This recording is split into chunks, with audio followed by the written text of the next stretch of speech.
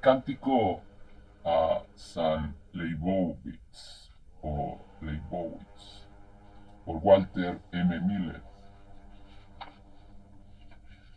A no ser por aquel peregrino que se le apareció de pronto en medio del desierto donde practicaba su ayuno ritual de cuaresma, el hermano Francis Gerard de Utah jamás habría descubierto el documento sagrado.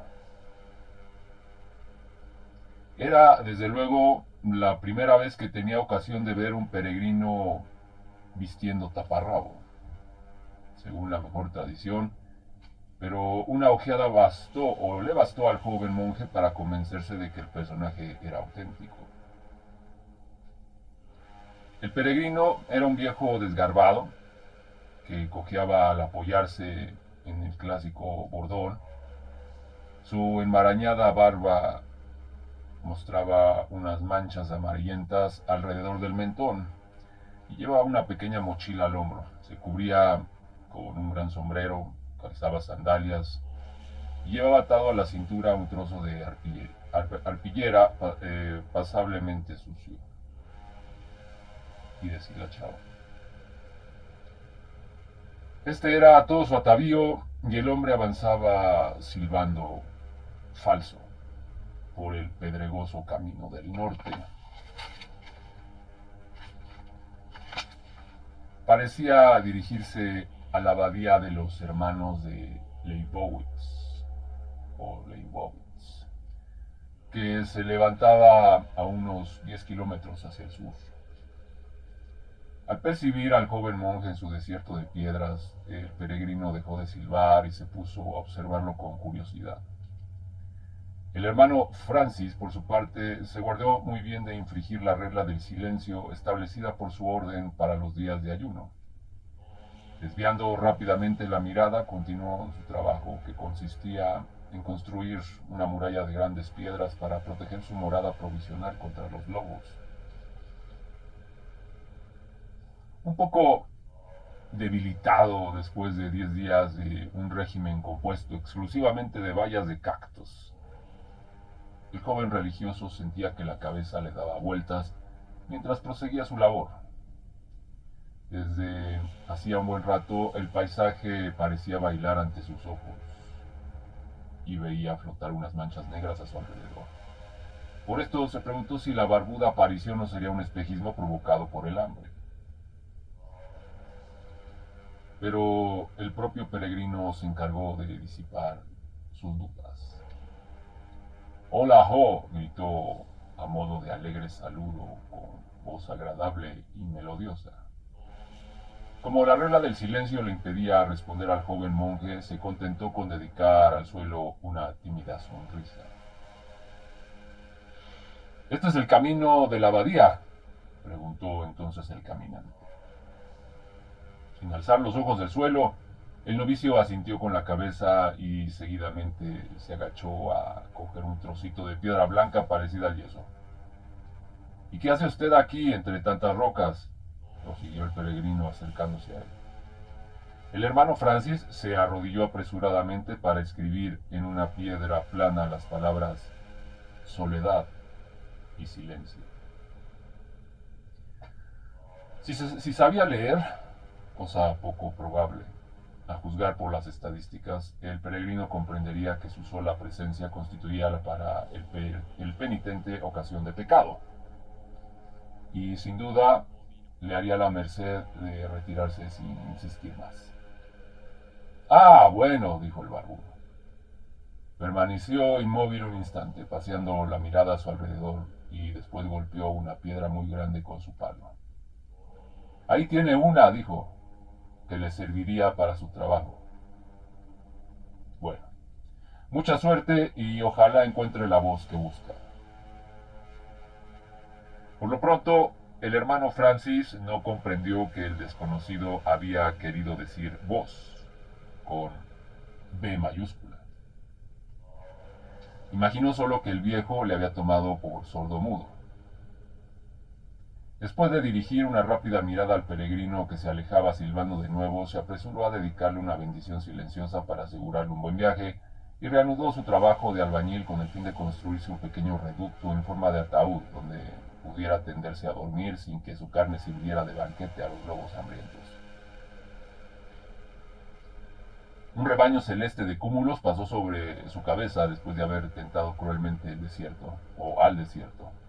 Aquellas nubes iban ahora a verter en las montañas su húmeda bendición.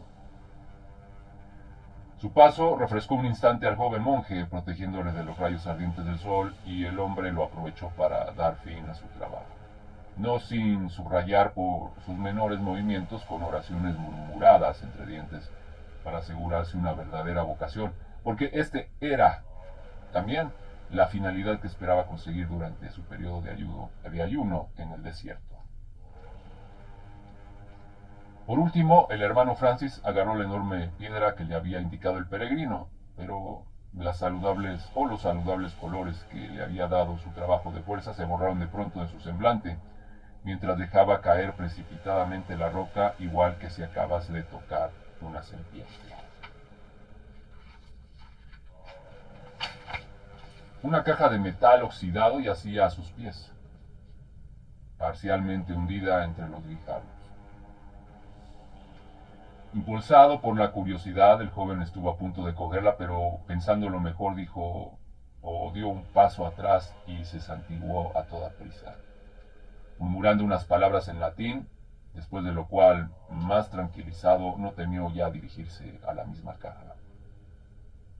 Va de retro, Satanás, le dijo, amenazándola con el pesado crucifijo de su rosario. Desaparece, vil seductor. Y sacando disimuladamente un pequeño hisopo de debajo de su hábito, roció la caja con agua bendita por lo que pudiera ser. Si eres tú o si eres criatura diabólica, márchate. Pero la caja no dio la menor señal de querer desaparecer, ni de estallar, ni siquiera de encogerse despidiendo olor de azufre. Se contentó con quedarse tranquilamente en su sitio, dejando que el viento del desierto evaporase las gotas benditas que le cubrían. Así sea, dijo entonces el religioso, arrodillándose para coger el objeto. Sentado entre los guijarros, estuvo más de una hora golpeando la caja con una piedra grande para abrirla. Mientras trabajaba de esta guisa, se le ocurrió pensar que aquella reliquia arqueológica, pues estaba bien claro que de esto se trataba, era tal vez una señal enviada por el cielo para indicarle que la vocación le había sido otorgada. Sin embargo, arrojó inmediatamente esta idea de su mente, recordando a tiempo que el padre Abad le había puesto seriamente en guardia contra toda revelación personal, directa, de carácter espectacular.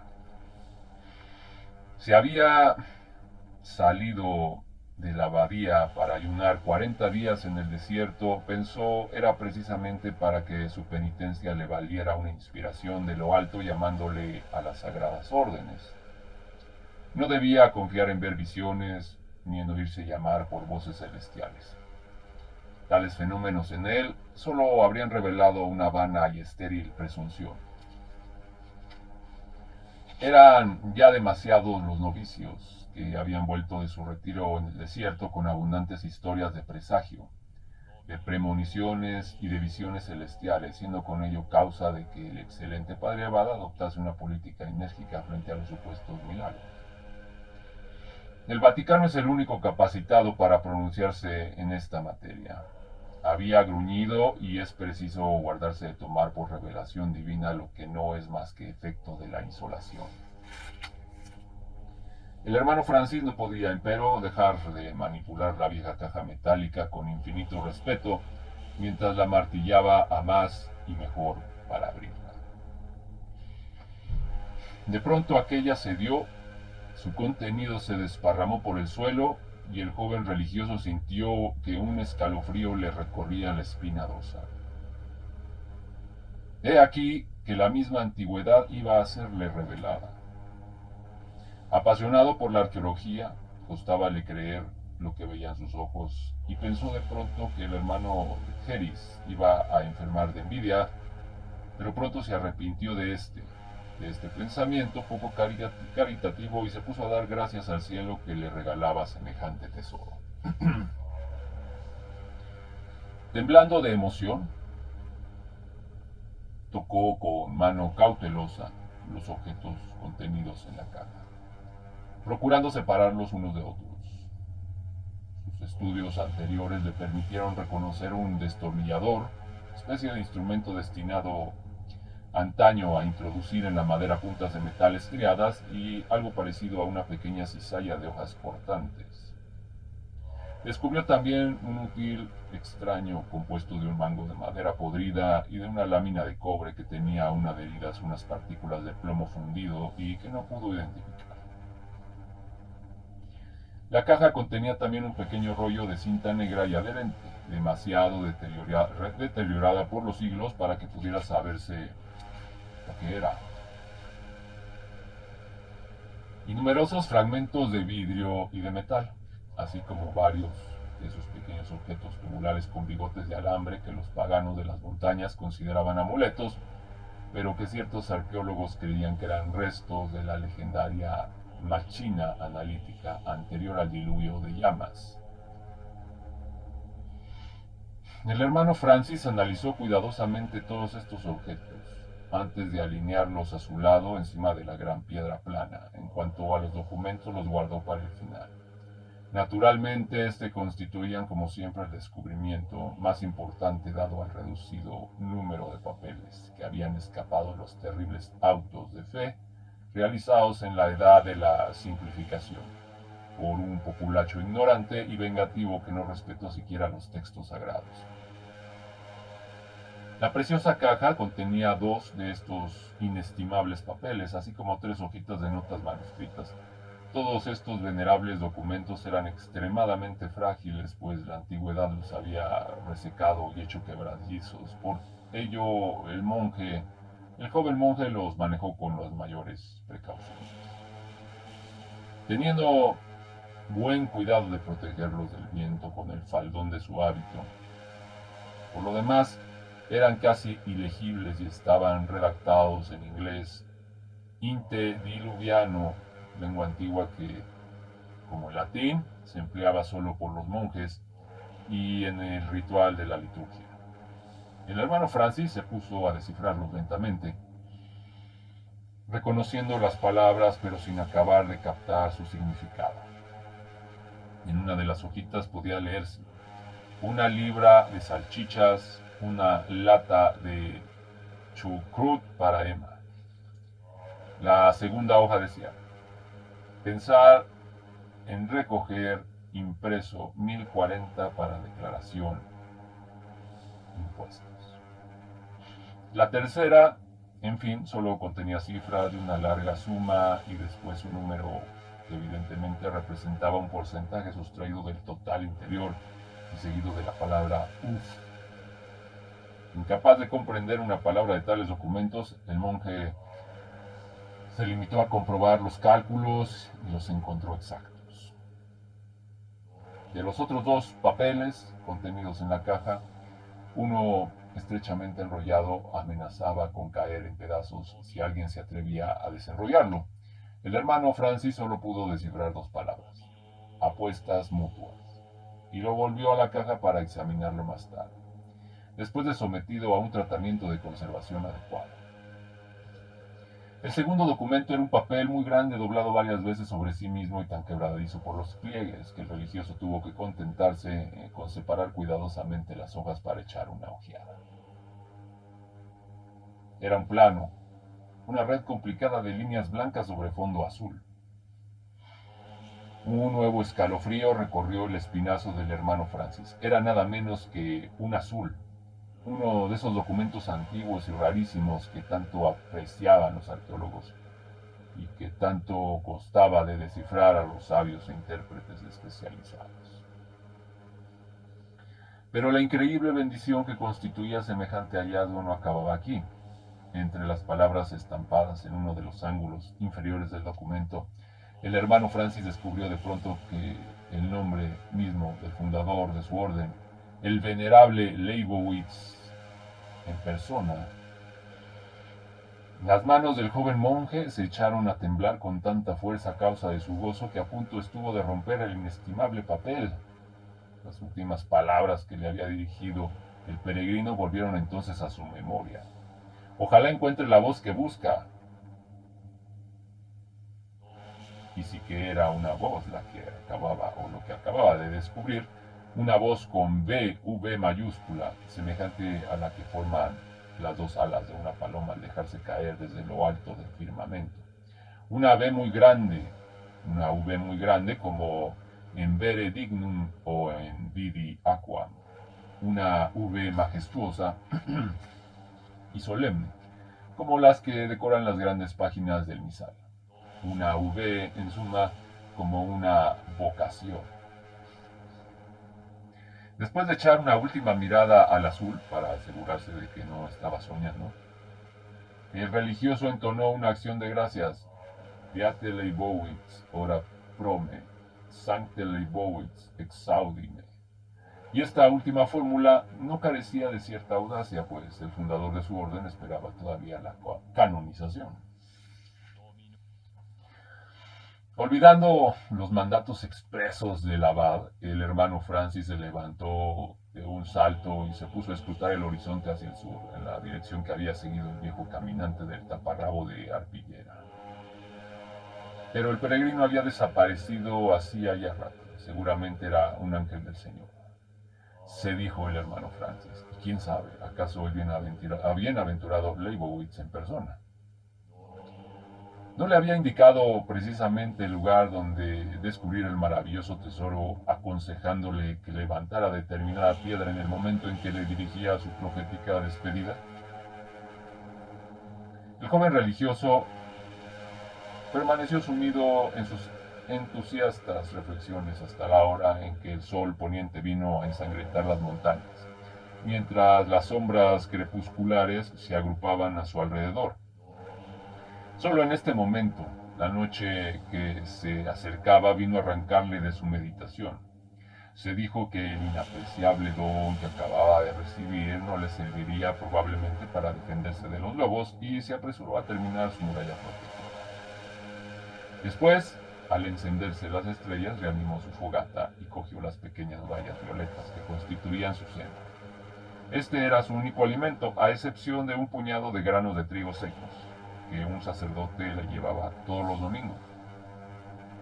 Por esto solía mirar con avidez a los lagartos que pasaban sobre las rocas próximas, y sus sueños se poblaban a menudo de pesadillas de gula. Aquella noche, pero el hambre había pasado a un segundo término de sus preocupaciones. Ante todo habría querido correr a la abadía para comunicar a sus hermanos el maravilloso encuentro y el milagroso descubrimiento. Pero naturalmente esto era absolutamente imposible. Con vocación o sin ella tendría que permanecer allí hasta el fin de la cuaresma y continuar orando como si nada extraordinario le hubiese ocurrido.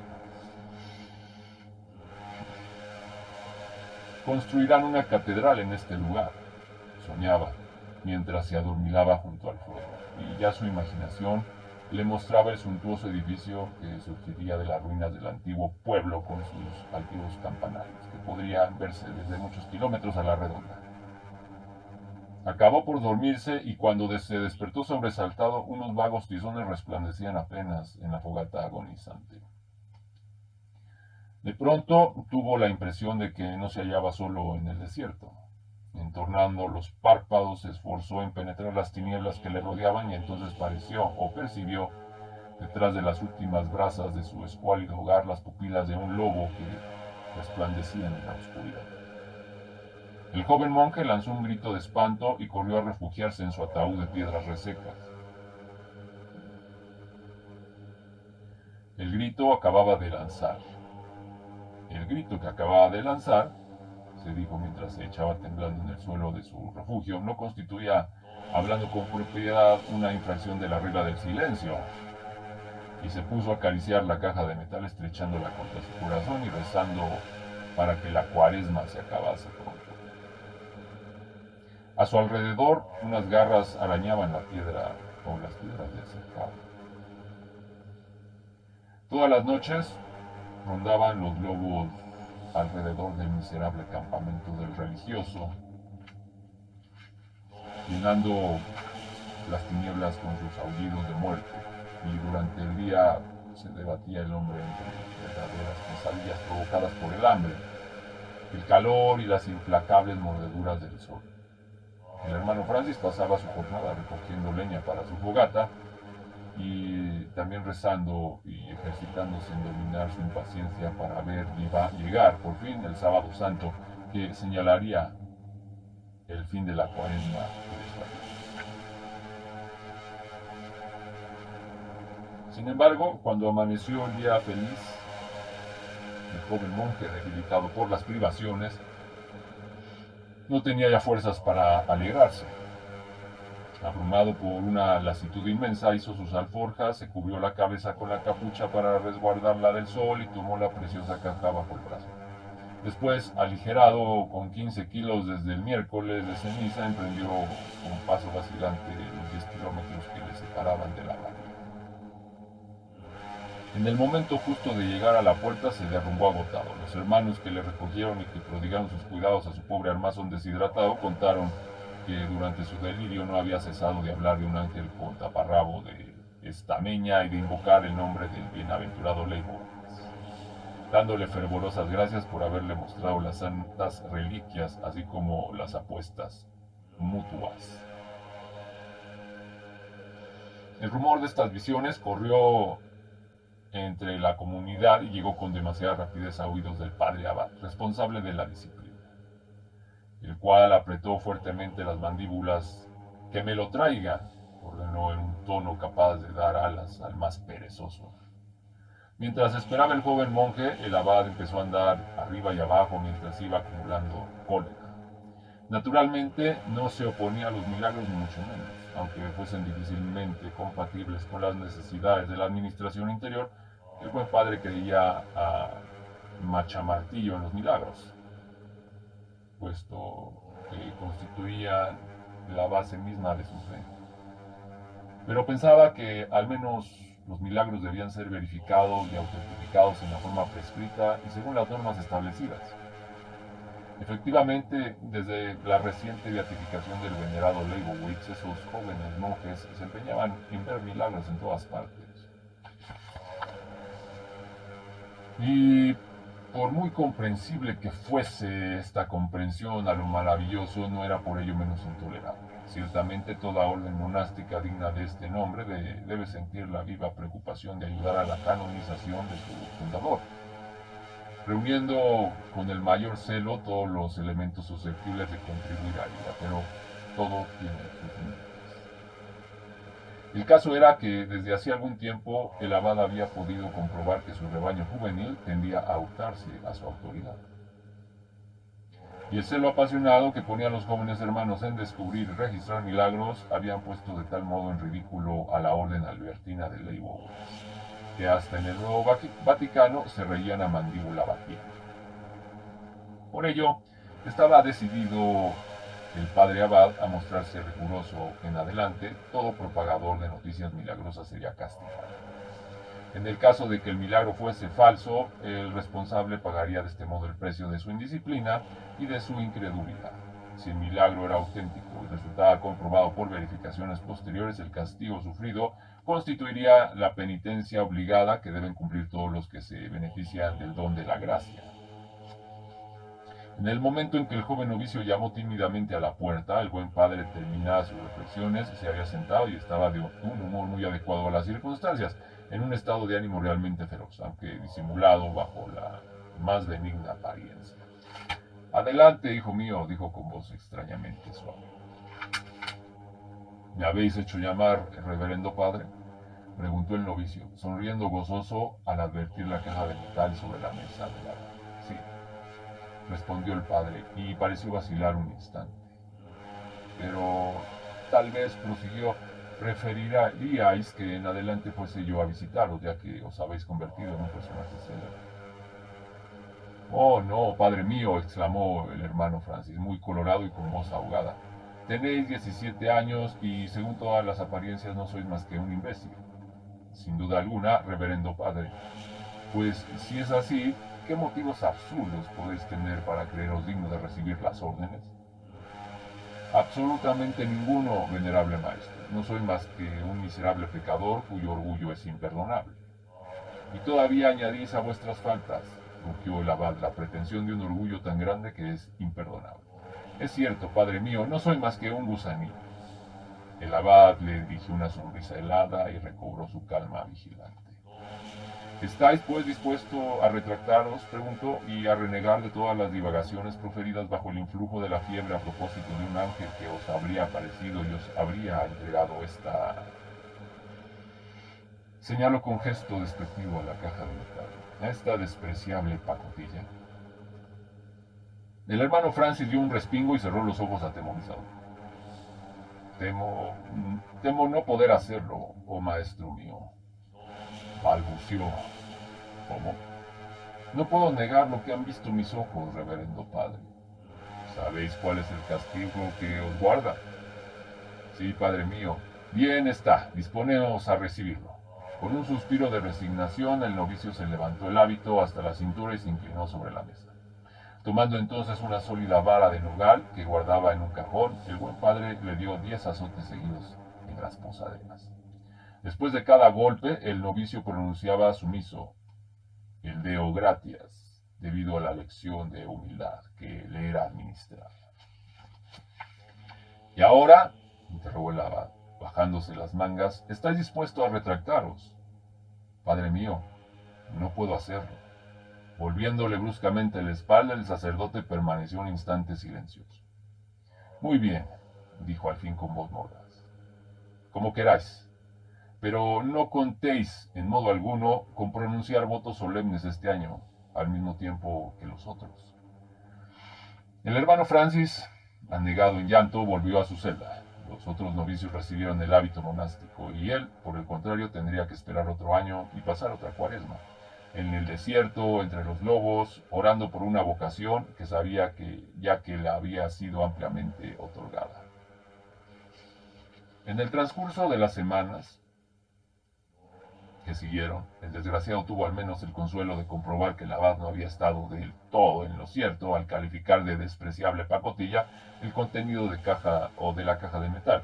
Estas reliquias arqueológicas habían tenido un éxito visible entre los hermanos, que consagraban mucho tiempo a la limpieza y clasificación de los útiles.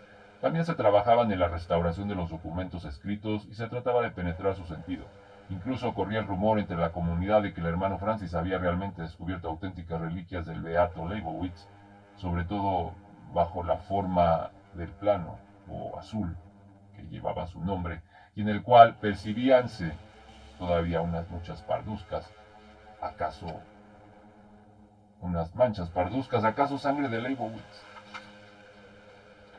El padre Abad opinaba que era jugo de manzana.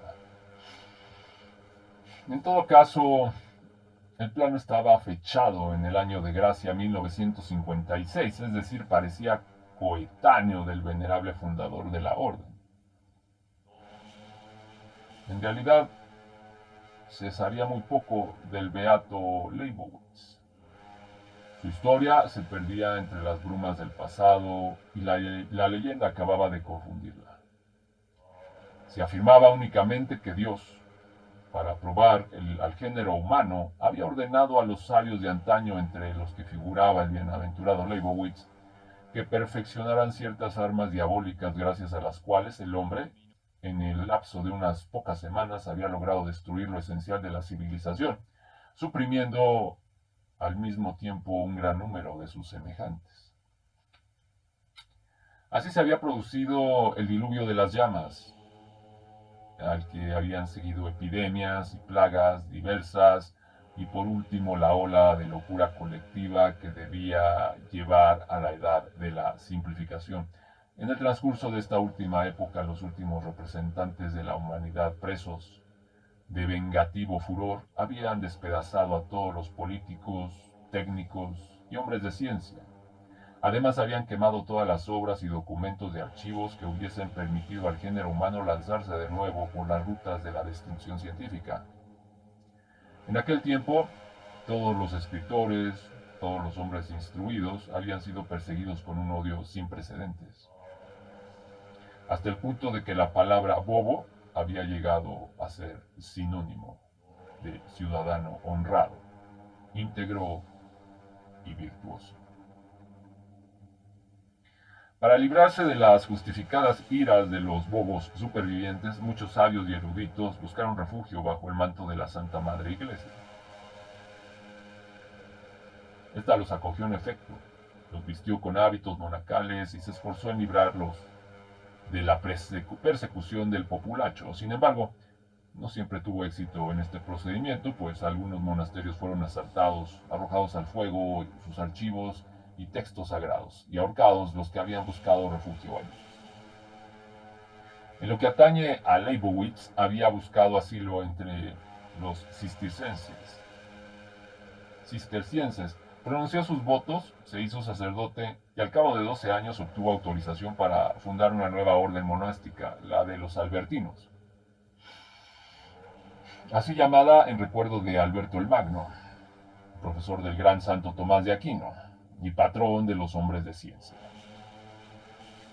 La congregación recién creada debía consagrarse a la conservación de la cultura, así sagrada como profana, y sus miembros tenían por principal tarea transmitir a las generaciones venideras los escasos libros y documentos que habían escapado a la destrucción y que se mantenían ocultos en todos los rincones del mundo. No obstante, algunos bobos descubrieron que Leibowitz era un antiguo sabio y este sufrió el martirio de la horca.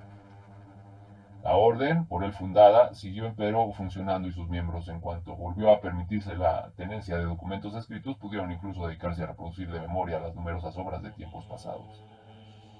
Pero como la memoria de estos analistas era forzosamente limitada y por lo demás pocos de ellos poseían una cultura lo bastante vasta para comprender las ciencias físicas, los hermanos copistas consagraron sus mayores esfuerzos a los textos sagrados, así como a las obras literarias y de cuestiones sociales, y de este modo fue, de todo el inmenso repertorio de los conocimientos humanos, no sobrevivió más que una mezquina colección de pequeños tratados manuscritos.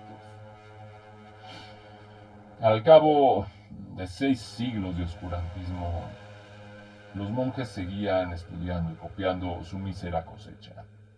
Ciertamente la mayoría de los textos salvados por ellos no les eran de ninguna utilidad, e incluso algunos les resultaban totalmente incomprensibles. Pero a los buenos religiosos les bastaba con saber que en ellos se contenía el conocimiento. Su deber consistía en conservarlo y transmitirlo, aunque el oscurantismo universal tuviese que durar 10.000 años. El hermano Francis de Utah volvió al desierto del año siguiente y recomenzó su ayuno en la soledad, y una vez más regresó al monasterio, débil y flaco, y fue llevado a la presencia del padre Abad, el cual le preguntó si estaba al fin dispuesto a retractarse de sus extravagantes declaraciones. No puedo hacerlo, padre mío, repitió el novicio. No puedo negar lo que he visto con mis ojos. Y el abad, una vez más, le castigó según la regla. Igualmente propuso los votos a fecha ulterior. Mientras tanto, los documentos contenidos en la caja habían sido confiados a un seminario para su estudio después de copiados. Pero el hermano Francis seguía siendo un simple novicio. Un novicio que no dejaba de soñar en el magnífico santuario que se construiría un día en el lugar de su descubrimiento. Diabólica contumacia, fulminaba el abad. Si el peregrino de que nos habla, ese idiota, se dirigía según pretende a nuestra abadía, ¿cómo es posible que no le hayamos visto? Y nada menos que un peregrino con taparrabo de arpillera. Sin embargo, esta historia del taparrabo de arpillera no dejaba de preocupar al buen padre. La tradición refería en efecto que el beato Leibowitz, antes de ahorcarlo, le habían cubierto la cabeza con un saco de yute a guisa de capuchón. El hermano Francis pasó 7 años de noviciado y vivió en el desierto 7 cuaresmas sucesivas. Gracias a este régimen llegó a ser maestro en el arte de imitar el aullido de los lobos y así solía, por pura diversión, atraer a las manadas de fieras hasta los muros del convento en las noches sin luna. Durante el día se contentaba con trabajar en la cocina y fregar las baldosas del monasterio mientras seguía estudiando los autores antiguos.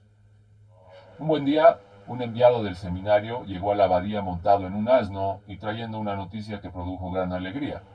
Ahora estamos ya seguros, anunció, de que los documentos encontrados cerca de aquí se remontan a la fecha indicada y de que el plano en especial tiene alguna relación con la carrera de nuestro bienaventurado fundador. Ha sido enviado al Nuevo Vaticano, donde será objeto de un estudio más profundo. Así pues, interrogó el abad, ¿puede tratarse a fin de cuentas de una reliquia verdadera de Leibowitz? Pero el mensajero, poco deseoso de contraer responsabilidades, se limitó a enarcar las cejas. Se dice que Leibowitz era viudo cuando fue ordenado. Dijo dando un rodeo. Naturalmente, si se pudiera descubrir el nombre de su difunta esposa, entonces el abad, recordando la noticia en que figuraba un nombre de mujer, enarcó a su vez la ceja y sonrió. Poco después mandó llamar al hermano Francis. Hijo mío, le dijo con aire positivamente satisfecho. Creo que ha llegado el momento de que pronuncies por fin los votos solemnes. Séame permitido en esta ocasión felicitaros por la paciencia y la firmeza de intención de que nos habéis dado continuas pruebas. Desde luego, no volverá a hablarse de vuestro encuentro con un caminante del desierto. Sois un bobo de los buenos y podéis arrodillaros si queréis recibir mi bendición.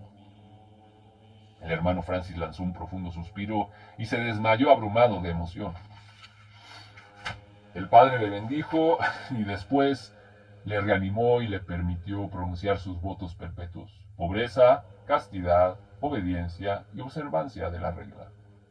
Algún tiempo después de aquello, el nuevo profesor de la orden albertina de los hermanos de Leibowitz fue destinado a la sala de los copistas, bajo la dirección de un monje anciano llamado Horner, y ahí se puso a decorar concienzudamente las páginas de un tratado de álgebra con bellas estampadas o estampas representando ramos de olivo y querubines mofletudos.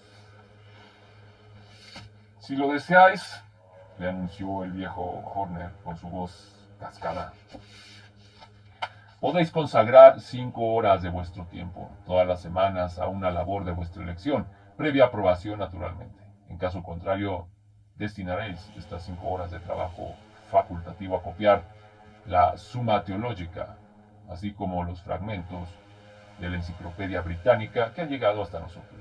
Y como pie de página o pie de nota, evidentemente se refiere a la Suma de Santo Tomás de Aquino. Bueno, continuando.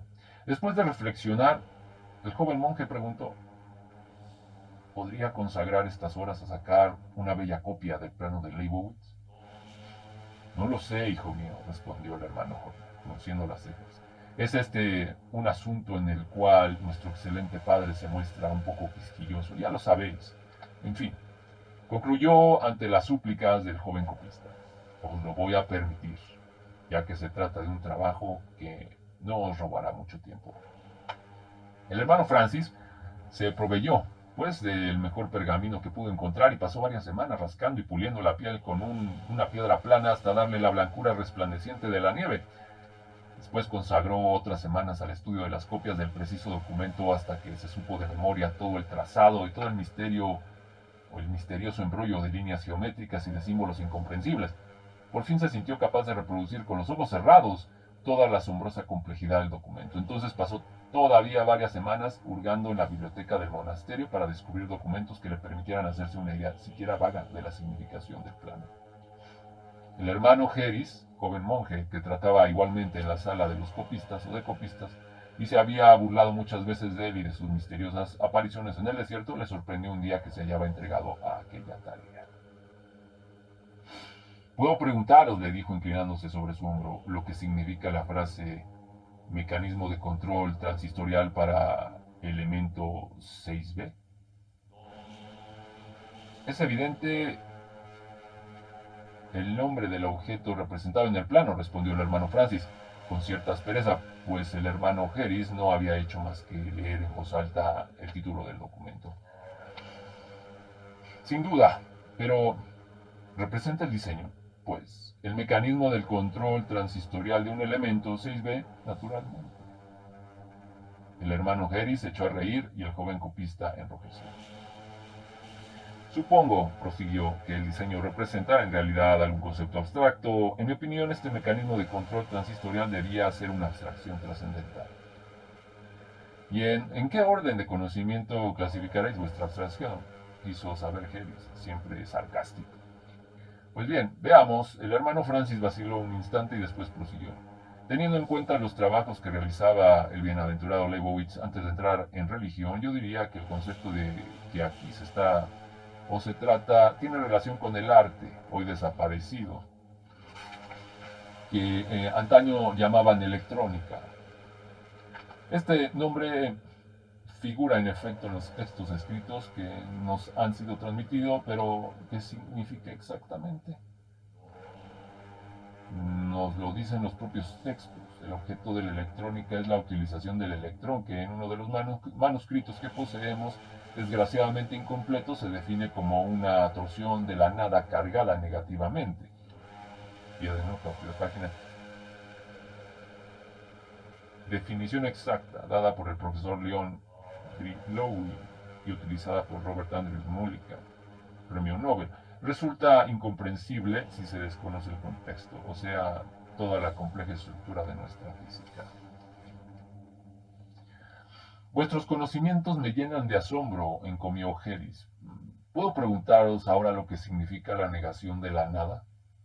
El hermano Francis, cada vez más sofocado, empezó a balbucear. La torsión negativa de la nada, prosiguió el implacable Harris, debe llevar forzosamente algo positivo. Supongo que, pues, hermano Francis, que lograréis fabricaros este algo, si dedicáis a ello todos vuestros esfuerzos. Gracias a vos llegará indudablemente el día en que poseeremos el famoso electrón. Pero, ¿qué haremos con él? ¿Dónde lo pondremos? ¿Acaso en el altar mayor? No lo sé, respondió el hermano Francis, que empezaba a moscarse. Como tampoco sé lo que era un electrón ni para qué servía. Solo tengo la convicción profunda de que la cosa debió de existir en algún tiempo, eso es todo. Con una risa burlona, Harris, el iconoclasta, le dejó y volvió a su trabajo. El incidente entristeció al hermano Francis, pero sin apartarle lo más mínimo del proyecto que se había trazado. En cuanto hubo asimilado la escasa información que podía proporcionar la biblioteca del monasterio sobre el perdido o sobre el arte perdido en que se había inspirado Leibowitz, esbozó algunos anteproyectos del plano que se proponía estampar en su pergamino. En cuanto al propio diseño, como no podía penetrar su significado, lo reproduciría tal cual se mostraba en el documento original. Por ello emplearía tinta negra y por el contrario, en la reproducción de las cifras y leyendas del plano adoptaría tintas de colores y caracteres de fantasía. Decidió igualmente romper la austera y geométrica monotonía del original, adornando la reproducción con palomas y querubines, verdes, hojas de parra, frutos dorados y pájaros multicolores, amén de una astuta serpiente. En la parte alta de su obra trazaría una representación simbólica de la Santísima Trinidad y al pie haciendo juego al dibujo de la cota de malla que era emblema de su orden. Así, se significaría debidamente el mecanismo de control transistorial del Beato Leibowitz y su mensaje hablaría a los ojos al mismo tiempo que al espíritu. Cuando hubo terminado el boceto preliminar, lo sometió únicamente a la aprobación del hermano Horner. Advierto, dijo el viejo monje, en un tono matizado de ciertos remordimientos, que este trabajo os ocupará mucho más tiempo de lo que había calculado, pero ¿qué importa? Proseguid, el dibujo es bello, bellísimo, gracias hermano. El hermano Horner guiñó un ojo al joven religioso. Me he enterado, le dijo confidencialmente, de que han decidido activar las formalidades necesarias para la canonización del Beato Leibowitz. Por lo tanto, es probable que nuestro excelente padre se sienta ahora mucho menos inquieto acerca de lo que vos sabéis. Desde luego, todo el mundo estaba al corriente de esta importante noticia. La beatificación de Leibowitz era desde hacía mucho tiempo un hecho consumado, pero las últimas formalidades que debían convertirlo en santo podían requerir aún un buen número de años. Además, siempre era de temer que el abogado del diablo descubriese algún motivo que hiciese imposible la canonización proyectada. Al cabo de largos meses, el hermano Francis puso al fin manos a la obra, trazando amorosamente en el bello pergamino los finos arabescos de las volutas complicadas y las elegantes iluminaciones realizadas con panes de oro.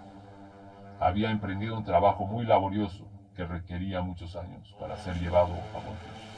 Naturalmente los ojos del copista se resintieron de la dura prueba y tuvo que interrumpir a veces su labor durante largas semanas, por miedo de que un error debido a la fatiga echase a perder toda la obra. Sin embargo, el trabajo iba tomando forma poco a poco y adquiría una belleza tan grandiosa que todos los monjes de la abadía acudían a contemplarlo, admirados.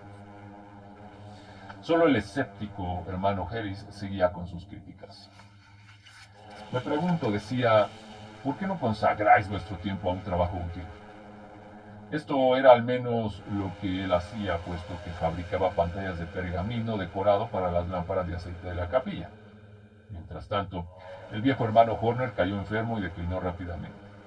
Llegados los primeros días de Adviento, sus hermanos cantaron para él la misa de difuntos y entregaron sus restos mortales a la tierra original.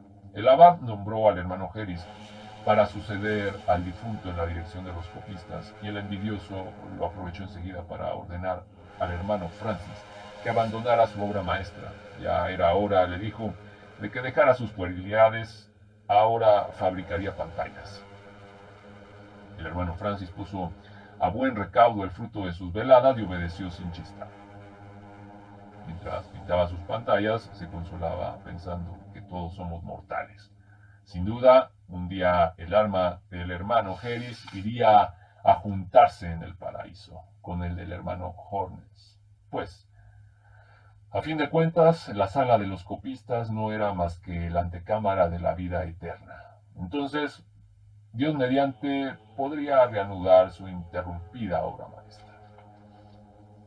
Sin embargo, la divina providencia tomó cartas en el asunto mucho antes de la muerte del hermano Harris. Durante el verano siguiente, un obispo montado en un mulo y acompañado de un nutrido séquito de dignatarios eclesiásticos llegó a llamar a la puerta del monasterio. El nuevo Vaticano anunció le había nombrado abogado de la canonización de Leibowitz y solicitaba del padre abad todos los informes que podían servirle de ayuda en su misión. En particular deseaba obtener algunas aclaraciones sobre una aparición del beato. Con lo que se decía, había sido honrado un cierto hermano Francis Gerard de Utah. El enviado del nuevo Vaticano fue calurosamente recibido como merecía su dignidad. Fue alojado en el departamento reservado a los prelados que visitaban el monasterio y 6 novicios fueron puestos a su servicio. Se descorcharon en su honor las mejores botellas, se asaron los mejores o los más delicados volátiles, e incluso se atendió a sus distracciones contratando todas las noches a varios violinistas y una compañía de payasos. Hacía 3 días que el obispo se encontraba allí cuando el buen padre abad llamó a su presencia al hermano Francis. Monseñor de Simón desea veros, dijo. Si por desgracia dais rienda suelta a vuestra imaginación, haremos cuerdas de violín con vuestras tripas, arrojaremos vuestro cadáver a los lobos y enterraremos vuestros huesos en tierra no sagrada. Ahora, hijo mío, id en paz, monseñor os lo espera. El hermano Francis no necesitaba la advertencia del buen padre para contener la lengua.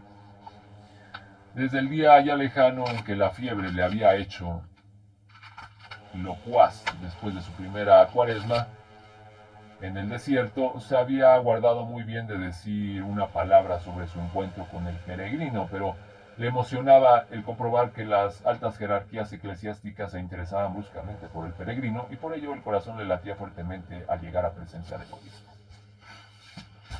Sin embargo, sus temores resultaron infundados. El prelado era un anciano de aire paternal que pareció interesado, ante todo, en la carrera del frailuco. Y ahora le dijo, al cabo de un rato de amable charla, habladme de vuestro encuentro con el bienaventurado fundador. Oh, monseñor, yo no he dicho nunca que se tratara del beato Leibo. Claro, claro, hijo mío. Aquí traigo un proceso verbal de la aparición. Ha sido redactado de acuerdo con informaciones recogidas en las mejores fuentes. Solo os pido que lo leáis. Después confirmaréis su exactitud o lo corregiréis en caso necesario. Este documento se apoya solo en referencias. En realidad, solo vos podéis deciros o decirnos lo que ocurrió exactamente. Os pido que lo leáis con mucha atención. El hermano Francis tomó el grueso legajo que le tendía el prelado y empezó a leer el relato oficial con creciente aprensión, que no tardó en convertirse en verdadero espanto. Parecéis trastornado, hijo mío, observó el obispo. ¿Habéis observado acaso algún error? Es que...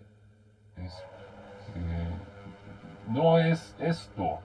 Las cosas no pasaron así, en absoluto, gimió el desdichado fraile aterrado. Yo no le vi más que una vez y se limitó a preguntarme el camino de la abadía. Después golpeó con el bastón la piedra bajo la cual descubrí las reliquias. Entonces, ¿sí he comprendido bien? ¿No hubo coro celestial? Oh, no. Ni una aureola alrededor de su cabeza, ni una alfombra de flores que se iban extendiendo bajo sus pies a medida que andaba. Ante Dios que me está viendo, monseñor, afirmo que nada de esto se produjo. Bueno, dijo el obispo suspirando. Ya sé que las historias que cuentan los viajeros son siempre exageradas. Como parecía desilusionado, el hermano Francis se apresuró a excusarse, pero el abogado del futuro santo le tranquilizó con una adenda. No importa, hijo mío, le aseguró. A Dios gracias, no faltan milagros debidamente comprobados. Por otra parte, los documentos que descubristeis no nos han sido de utilidad, puesto que nos han permitido conocer el nombre de la esposa de nuestro venerable fundador, que murió, como bien sabéis, antes de que él entrase en religión. ¿De veras, monseñor? A pesar de su visible desencanto ante el relato que de su encuentro con el peregrino le había hecho el joven fraile, Monseñor de Simón no pasó menos de 5 días enteros en el lugar en que Francis había descubierto la caja de metal. Le acompañaba una cohorte de jóvenes novicios armados de palas y picos. Después de mucho cavar, el obispo regresó a la abadía al atardecer del quinto día con un rico botín de objetos diversos, entre los cuales se contaba una vieja caja de aluminio que aún contenía restos de una masa gelatinosa seca que tal vez había sido antaño versa en conserva. Antes de partir de la abadía visitó la sala de los copistas y quiso ver la reproducción hecha por el hermano Francis del famoso azul de Leibowitz. El monje, entre protestas de que la cosa no valía la pena, se le mostró con mano temblorosa. ¡Canastos!, exclamó el obispo. O al menos esto fue lo que creyeron hoy. Hay que terminar con este trabajo, hay que terminar este trabajo, hijo mío, hay que terminarlo. Sonriendo, el fraile buscó la mirada del hermano Geris, pero el otro se apresuró a volver la cabeza. Al día siguiente, el hermano Francis volvía a su trabajo y con grandes esfuerzos de plumas de oca, panes de oro y pinceles diversos. Seguía trabajando en ello cuando una nueva delegación del Vaticano se presentó en el monasterio. Esta vez la comitiva era numerosa e incluso había en ella guardias armados para rechazar los ataques de los salteadores. Al frente de ella, montado en una mula negra, se erguía un prelado de pequeños cuernos y colmillo acercados. Al menos así lo afirmaron varios novicios. Declaró ser el advocatus diaboli, encargado de oponerse por todos los medios a la canonización de Leibowitz, y explicó que el objeto de su visita a la abadía era investigar ciertos rumores absurdos, propalados por frailucos histéricos que habían llegado hasta las autoridades supremas del nuevo Vaticano. Solo con ver al emisario, uno se daba cuenta enseguida de que no era hombre capaz de dejarse engatusar.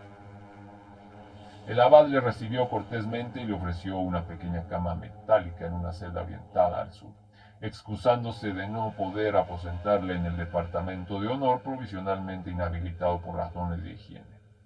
El nuevo huésped tuvo que contentarse para su servicio con las personas de su séquito y compartió en el refectorio el yantar ordinario de los monjes, hierbas cocidas y caldo de raíces. He oído decir que padecéis crisis nerviosas con pérdida del sentido, le dijo al hermano Francis cuando el fraile compareció ante él. ¿Cuántos locos o epilépticos ha habido entre vuestros antepasados o parientes? Ninguno, excelencia. No me llaméis excelencia, rugió el dignatario, y tened el convencimiento de que no me costará nada que confeséis la verdad. Hablaba de esta formalidad como de una intervención quirúrgica de las más vulgares y pensaba por lo visto que había debido de realizarse muchos años atrás. Sabéis sin duda, prosiguió, que existen procedimientos para hacer que los documentos nuevos parezcan antiguos. ¿No es cierto? El hermano Francis lo ignoraba. Sabéis igualmente que la esposa de Leibowitz se llamaba Emily y que Emma no es en absoluto el diminutivo de aquel nombre, ¿verdad? Francis tampoco estaba muy informado de esto. Recordaba únicamente que sus padres, cuando él era niño, empleaban a veces ciertos diminutivos un poco a la ligera. Además, dijo para sí, si el beato Leibowitz, a quien Dios bendiga, decidió llamar Emma a su mujer. Estoy seguro de que tuvo sus razones.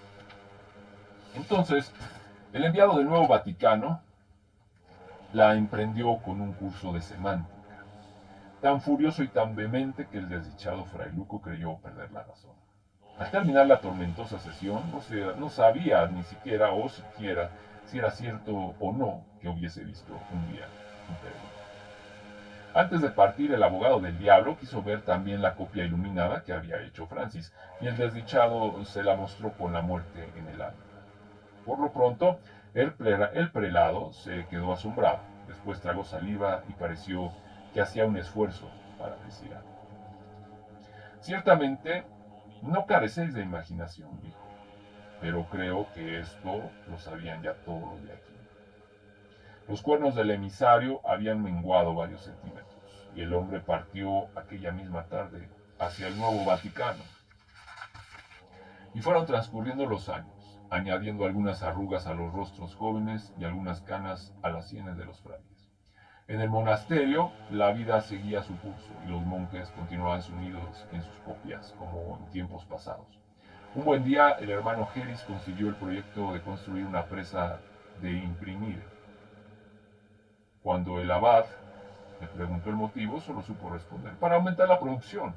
Ah, sí, replicó el padre. ¿Y de qué creéis que servirán vuestros papelotes en un mundo en que la gente se considera dichosa de no saber leer?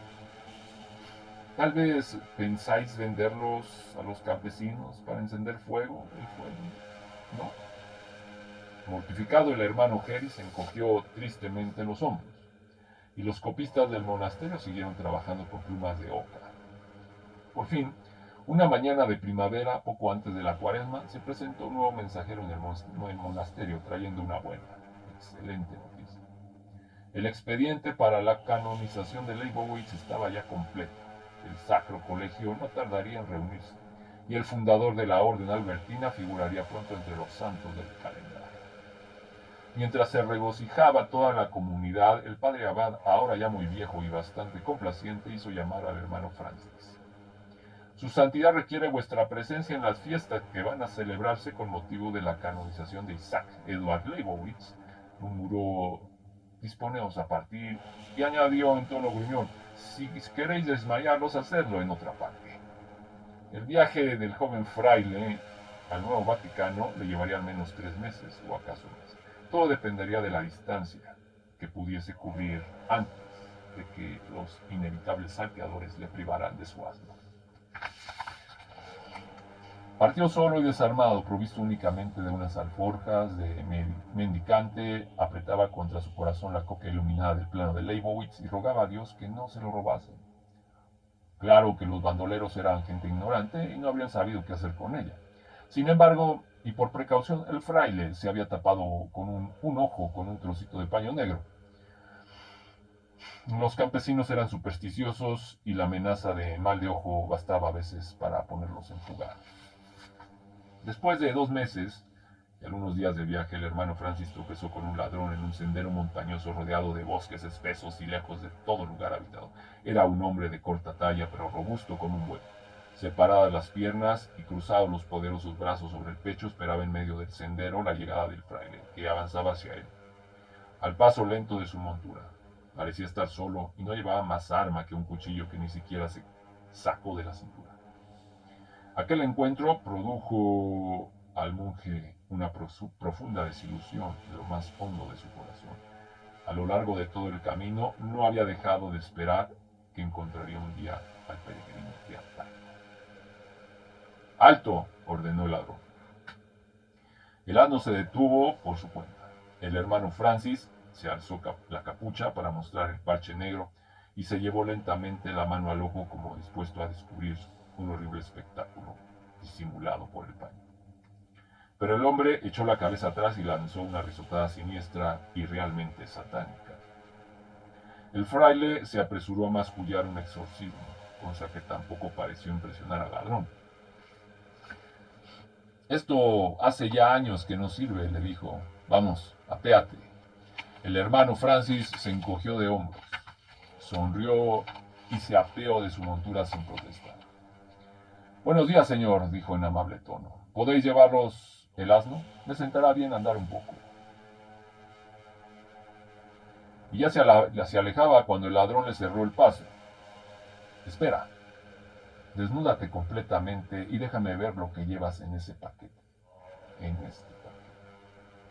El monje le mostró sus alforjas con un pequeño ademán de excusa, pero el otro se echó a reír a más y mejor. También conozco el truco de la pobreza, dijo a su víctima en tono sarcástico. El último mendigo que detuve llevaba medio kilo de oro encima. Vamos, pronto, desnúdate. Cuando el fraile lo hubo hecho, el hombre registró sus vestiduras. No encontró nada y se las devolvió. Ahora, prosiguió, veamos ese paquete. No es más que un documento, señor, protestó el religioso. Un documento que carece de valor para quien no sea su dueño. Abre el paquete, te he dicho. El hermano Francis obedeció sin rechistar y pronto resplandecieron bajo el sol las iluminaciones del pergamino. El ladrón lanzó un silbido de admiración. ¡Qué bonito! A mi mujer le gustará para colgarlo en la pared de la choza. El pobre fraile al oírlo sintió que le fallaba el corazón y se puso a murmurar una plegaria silenciosa. Si lo has enviado tú, Señor, para probarme, suplico desde lo más profundo de su alma, dadme al menos el valor de morir como un hombre, pues si está escrito que tiene que robármelo, tendrá que hacerlo el cadáver de tu indigno cielo. Envuélvemelo, ordenó de pronto el ladrón, que sabía lo que quería. Os lo ruego, señor, gimió el hermano Francis. ¿Cómo podéis privar a un pobre hombre de una obra en la que ha empleado toda su vida? 15 años he pasado iluminado. 15 años he pasado iluminando este manuscrito y... ¿Cómo?, le interrumpió el ladrón. ¿Lo has hecho tú mismo? Y se desternilló de risa. No comprendo, señor, replicó el monje, enrojeciendo ligeramente, lo que pueda tener de gracioso. 15 años, exclamó el hombre entre dos accesos de risa. 15 años, ¿y por qué? Te pregunto, por un pedazo de papel, 15 años, ah, ah, ah. Y haciendo con ambas manos la hoja iluminada, se dispuso a desgarrarla. Entonces el hermano Francis le dejó caer de rodillas en medio del sendero. Jesús, María y José, exclamó. Os lo suplico, señor, en nombre del cielo. El ladrón pareció ablandarse un poco, arrojando el pergamino al suelo. Preguntó burlón. ¿Estarías dispuesto a luchar por tu pedazo de papel? Lo que queráis, señor. Haré todo lo que queráis. Ambos se pusieron en guardia. El fraile se santiguó precipitadamente, invocó al cielo, recordando que antaño la lucha había sido un deporte autorizado por la divinidad. Después se lanzó al combate. 3 segundos más tarde yacía sobre los puntiagudos guijarros que le laceraban el espinazo, medio asfixiado bajo una pequeña montaña de duros músculos. Ya está, dijo modestamente el ladrón, levantándose y cogiendo el pergamino. Pero el fraile se arrastró de rodillas juntando las manos y ensordeciéndole con sus súplicas desesperadas. Creo que se burló el ladrón que sería capaz de besarme los zapatos con tal de que te devolviese el dibujo. Por toda respuesta, el hermano Francis le alcanzó de un salto y empezó a besar fervorosamente las botas del vencedor. Esto era ya demasiado, incluso para una pillastre de 7 suelas. Lanzó un juramento, arrojó el manuscrito al suelo, montó en el asno y se alejó. Inmediatamente el hermano Francis se lanzó sobre el documento y lo recogió del suelo. Después flotó detrás del hombre, implorando para él todas las bendiciones del cielo y dando gracias al Señor por haber creado malandrines tan desinteresados. Sin embargo, cuando el ladrón y su asno hubieron desaparecido en la arboleda, el monje empezó a preguntarse con un poco de tristeza por qué razón, en efecto, había consagrado 15 años de su vida a este pedazo de pergamino. Las palabras del ladrón resonaban aún en sus oídos. ¿Y por qué? Le pregunto. Sí, ¿por qué? ¿Por qué razón? El hermano Francis reanudó su camino pensativo y con la cabeza gacha bajo el capuchón. Incluso hubo un momento en que se le ocurrió la idea de arrojar el documento entre los matorrales y dejarlo allí bajo la lluvia. Pero el padre Abad había aprobado su deseo de entregarlo a las autoridades del Nuevo Vaticano a modo de presente. El monje pensó que no podía presentarse allí con las manos vacías y ya serenado prosiguió el camino. Había llegado el momento. Perdido en la inmensa y majestuosa basílica, el hermano Francis se hallaba sumido en la prestigiosa magia de colores y sones. Después de invocar al espíritu infalible, símbolo de toda perfección, se levantó un obispo. El monje advirtió que era Monseñor de Simón, abogado del santo, quien pidió a San Pedro que se pronunciara por medio de SS León 22 y ordenó a todos los reunidos que presentaran oído atento a las solemnes palabras que iban a ser pronunciadas. Un momento después, el Papa se levantó despacio y proclamó que Isaac Edward Leibowitz debía de ser en adelante venerado como santo. Asunto concluido. El oscuro técnico de antaño formaba ya parte de la celeste falange. El hermano Francis dirigió enseguida una devota plegaria a su nuevo patrón, mientras el coro entonaba el Te Deum. Un rato más tarde, y andando con paso vivo, el soberano pontífice apareció tan bruscamente en la sala de audiencias donde esperaba el frailuco que la sorpresa cortó el resuello del hermano Francis, privándola del uso de la palabra. Se arrodilló apresuradamente para besar el anillo del pescador y recibir la bendición, y después se levantó torpemente, sin saber qué hacer con el bello pergamino iluminado que sostenía detrás de la espalda. Comprendiendo el motivo de su turbación, el Papa sonrió. ¿Acaso nuestro hijo nos trae un presente? Preguntó. El monje farfulló algo ininteligible, asintió estúpidamente con la cabeza y por fin alargó su manuscrito, que el vicario de Cristo observó largamente sin decir palabra y con rostro impasible. No es nada, masculló el hermano Francis, que sentía aumentar su turbación a medida que se prolongaba el silencio del pontífice. No es más que una pequeñez, un miserable presente. Incluso me avergüenzo de haber pasado tanto tiempo en... Se detuvo en seco, ahogado por la emoción, pero el Papa parecía no haberle oído. ¿Comprendes el significado del símbolo empleado por San Isaac? Preguntó el fraile, sin dejar de examinar con curiosidad el misterioso trazado del plan. El hermano Francis, por toda respuesta, sacudió negativamente la cabeza, y el fraile se puso a balbucear las gracias, mientras el soberano pontífice se perdía de nuevo en la contemplación de los diseños tan bellamente iluminados. Sea cual fuere su significación, comenzó el Papa, pero se interrumpió de golpe y empezó a hablar de otra cosa. Si habían hecho al fraile el honor de recibirle, le explicó, no era porque las autoridades eclesiásticas se hubiesen formado una opinión oficial sobre el peregrino que el monje había visto. El hermano Francis había sido tratado de esta suerte porque se le quería recompensar por el hallazgo de importantes documentos y reliquias. Así se había juzgado su hallazgo, sin tener absolutamente en cuenta las circunstancias que lo acompañaban. Sea cual fuese su significación, repitió al fin, este fragmento de saber, muerto en la actualidad, recobrará vida algún día. Sonriendo, dirigió al monje un pequeño guiño, y nosotros los conservaremos celosamente hasta que aquel día llegue, concluyó. Solo entonces advirtió el hermano Francis que la sotana blanca del Papa tenía un agujero y que todas sus vestiduras estaban bastante usadas. La alfombra de la sala de audiencias estaba también muy raída en algunos sitios y el yeso del techo se caía visiblemente a pedazos. Pero en las estanterías que se veían a lo largo de los muros había libros enriquecidos con admirables iluminaciones, libros que trataban de cosas incomprensibles, libros pacientemente copiados por hombres cuya tarea no consistía en comprender sino en conservar, y estos libros esperaban que llegase su hora. Adiós, mi querido hijo. El humilde guardián de la llama del saber marchó a pie a su lejana abadía. Cuando se acercó a la comarca en que merodeaba el ladrón, se sintió lleno de alegría. Si aquel día el ladrón estaba de descanso, se sentaría a esperar a su regreso, porque esta vez sabía ya lo que tenía que responder a su pregunta. Pues esta es la primera parte del libro de Les Matins de Magiciens de Luis Pauwels Jacques Verdier. Si gustan leerlo y verificarlo, pues ahí se los dejo.